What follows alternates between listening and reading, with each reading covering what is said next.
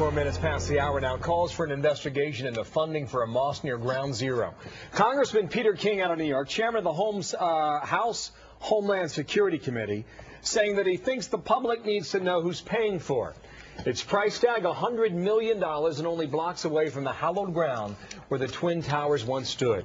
Congressman Peter King is the ranking member of the House Homeland Security Committee and my guest now here in New York. Good morning to you. The mayor disagrees with you. I'll get to him in a moment here. What do you specifically want to know? You want to know where the $100 million comes from. Is that my understanding? Yeah, Bill, and I have great respect for Mayor Bloomberg. He's an outstanding mayor. We have an honest disagreement on this issue.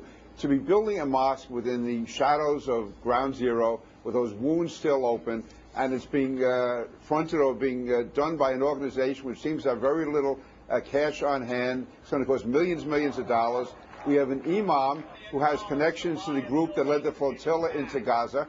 In addition to that, he has refused to say whether or not Hamas is even a terrorist organization. The 9/11 families deserve an accounting as to who is getting the money, who's giving the money, who's supporting this, and what the reasons for it are. The mayor says that's un-American. He says your position is un-American. And here's just to be more specific, and I'll get this out of the way and I'll get you to react to it, okay? Mayor Bloomberg says it's so out of character for what this nation stands for and the way we conduct ourselves. I've said that the government should never be in the business of telling people how they should pray or where they can pray. You react to that how, sir?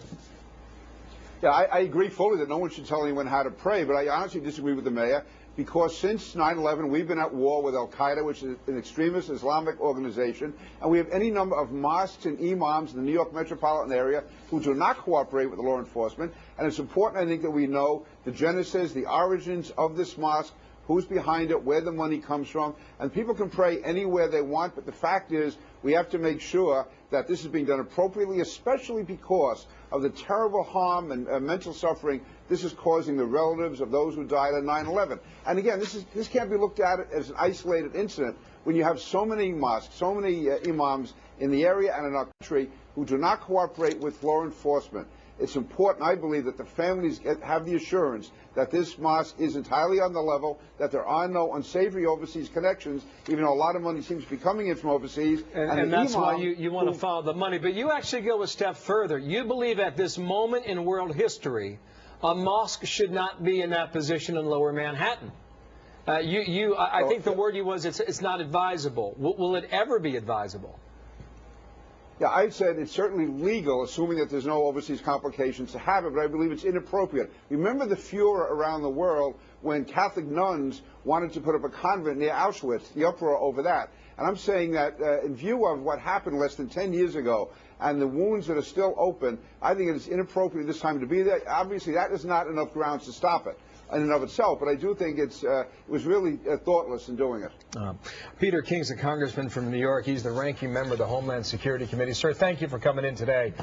This is a story that has gotten national attention, and we will follow it and see whether or not in the end you get your answer on the investigation to $100 million. Peter King out of New York. Martha.